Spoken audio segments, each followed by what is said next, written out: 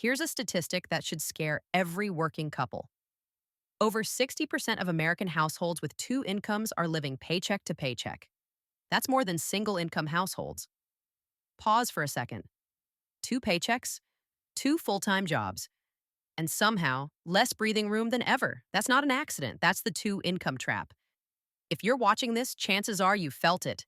You did what you were told to do, you went to work, you stayed consistent, you built a life that looks responsible from the outside, and yet you're still stressed, still tired, still checking your bank account before buying anything, still one unexpected bill away from panic. And the worst part is, you can't even explain why you feel broke. Let me tell you a story that might feel uncomfortably familiar. Meet Sarah and Mike.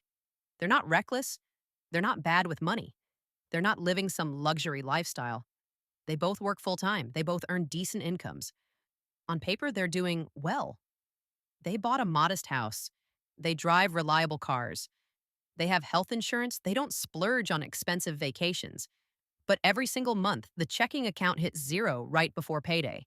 Their mornings start early, not because they want to wake up early, but because daycare opens at a certain time and late fees add up fast. Breakfast is rushed. Coffee isn't a treat. It's survival. Sarah is already thinking about work emails.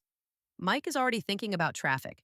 They drop their child off at daycare, glance at the clock, and feel that familiar knot in their stomach. Because every minute late costs money. Every sick day costs money. Every missed hour costs money. And this is the part nobody warns you about. When both parents work, life gets expensive in ways you don't see at first. Daycare costs more than their mortgage. Dinner isn't cooked, it's ordered. Groceries go bad because no one has time to cook. Laundry piles up, so they outsource it. The car needs repairs, and it goes on a credit card. None of these decisions are irresponsible. They're survival decisions. One night, after the house is quiet and the kids are asleep, Sarah opens the banking app. She freezes. They're overdrawn. Again. She doesn't wake Mike up right away. She just sits there staring at the screen, exhausted, ashamed, confused. How are we both working this hard and still drowning? That question hits harder than any bill. Money arguments start small, then they get louder. Not because either of them is bad with money, but because they're tired. Mike says they need to earn more. Sarah says they need to spend less. Neither of them is wrong, but neither of them is right. Because the problem isn't effort. It's the system they're trapped in. Here's the truth no one prepares you for. Two incomes don't automatically mean more freedom. In many cases, they mean higher fixed expenses, less flexibility, more dependence on constant income, and zero margin for error. When both incomes are required just to survive, you don't have security. You have fragility. If one of them loses a job, panic. If one of them gets sick, panic. If daycare raises prices, panic. Because when two incomes become mandatory, you're no longer choosing to work. You're trapped into it. This is the two income trap. It doesn't happen overnight. It creeps in slowly. A slightly bigger house, a slightly nicer car, higher childcare, higher expectations. Until one day, both paychecks are already spent before the money even hits the account. I'm Rose, a certified public accountant, and I've spent years studying how money actually works so you don't have to. And I can tell you this with certainty. Most families don't have an income problem. They have a structure problem. The good news is this trap is avoidable. And if you're already in it, it's escapable. But not by budgeting harder, not by working longer hours, and not by hustling yourself into burnout. In the next part, I'm going to show you exactly how the two income trap works behind the scenes, and then I'll walk you through 10 practical, realistic steps you can take to protect your family, your peace, and your future. To escape the two income trap, you first have to understand how it actually works. Because this isn't about bad budgeting. It's not about lattes. And it's definitely not about people being irresponsible. It's about structure. Most couples don't sit down one day and decide, let's design a life where both of us have to work forever just to survive. It happens quietly. It starts with two incomes that feel powerful. Suddenly, approvals are easy. Payments look manageable. Life feels stable.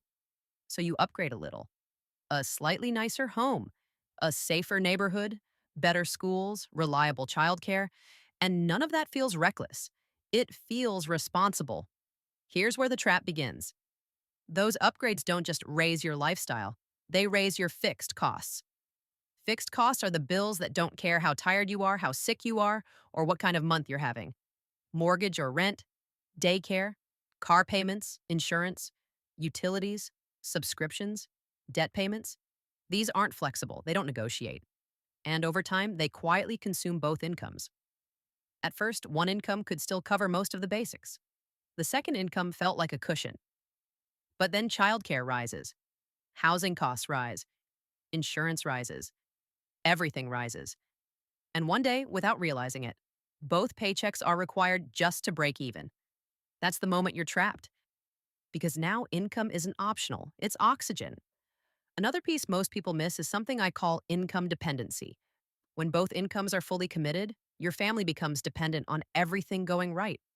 No layoffs, no health issues, no school closures, no emergencies. But life doesn't work that way.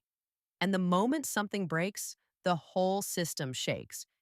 This is why two income households often feel more stressed than single income households, even when they earn more.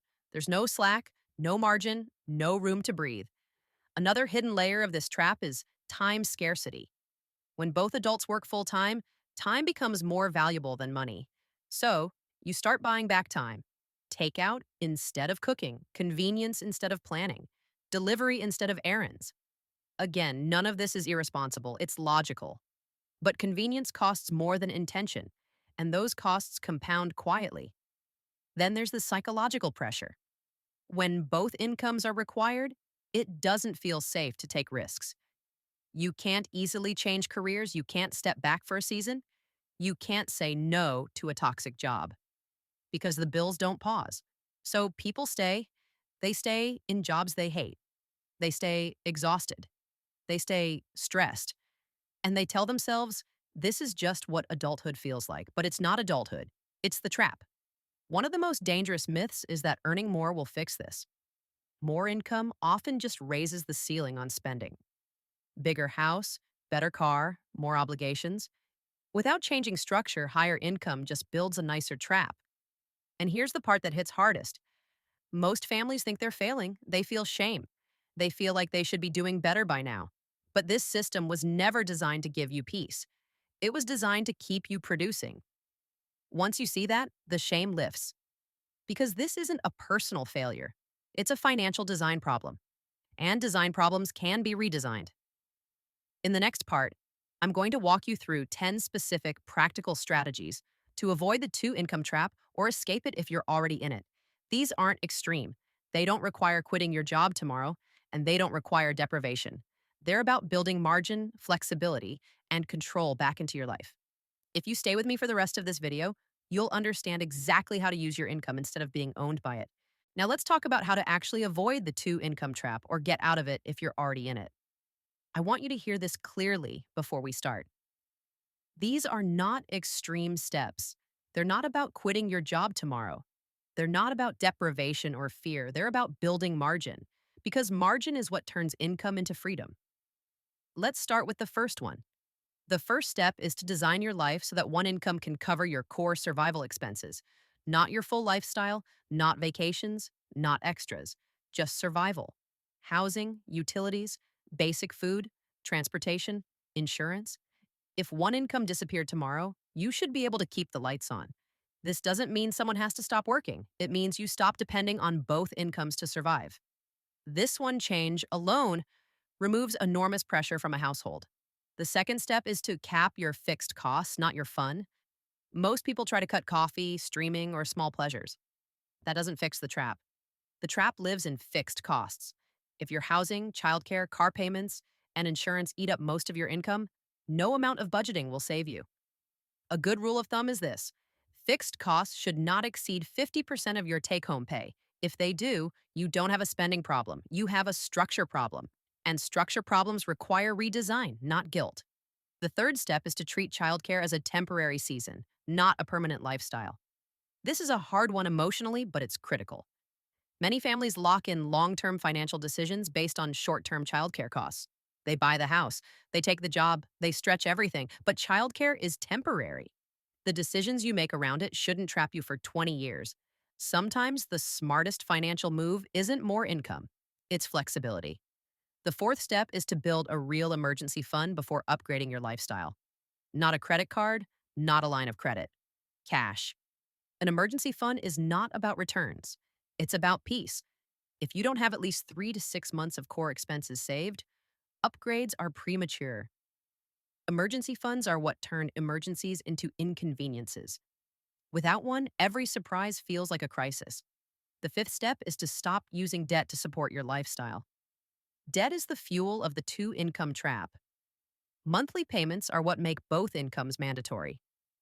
Every payment you add steals future flexibility. Before taking on new debt, ask one question. Will this make it harder to survive on one income? If the answer is yes, pause. Freedom and payments don't coexist. The sixth step is to intentionally protect at least one flexible income stream. This doesn't mean a side hustle that burns you out. It means income that can expand or contract without risking your entire household. Over time, freelance work, consulting, remote flexibility. When all income is rigid, stress skyrockets. Flexibility is what keeps families afloat during life transitions. The seventh step is to design your budget around margin, not perfection. Most budgets fail because they're unrealistic. They assume perfect behavior in an imperfect world. Instead of asking, well, no, where can I cut every dollar? Ask, where can I create breathing room? Margin absorbs mistakes. Margin absorbs stress. Margin absorbs life. Perfection collapses under pressure. The eighth step is to regularly stress test your finances. Ask yourself uncomfortable questions. What happens if one income disappears for 6 months? What happens if childcare increases again? What happens if rent or insurance jumps? If the answer is panic, that's not failure, that's feedback. And feedback is how you improve structure. The ninth step is to stop tying your identity to your income. This one is emotional. Many couples feel trapped because they're afraid of what stepping back says about them. But income is a tool, not a measure of worth. You don't need to prove anything by staying exhausted. Freedom often requires redefining success. The 10th and final step is to plan your exit before you need it. Most people wait until burnout, layoffs, or crisis. That's the worst time to plan. An exit plan doesn't mean leaving work. It means knowing your options. How long could you survive on savings? Which expenses could you cut quickly? Which income could expand if needed? Clarity turns fear into confidence. Here's what I want you to remember. The goal isn't to never work. The goal is to never feel trapped. Two incomes aren't bad, but mandatory two incomes are dangerous. The moment you build margin, flexibility, and choice back into your life, money stops controlling you. And that's when everything changes. If this video helped you see your situation differently, share it with someone who feels stuck. Because most families don't need more money. They need a better system. And now you know how to build one.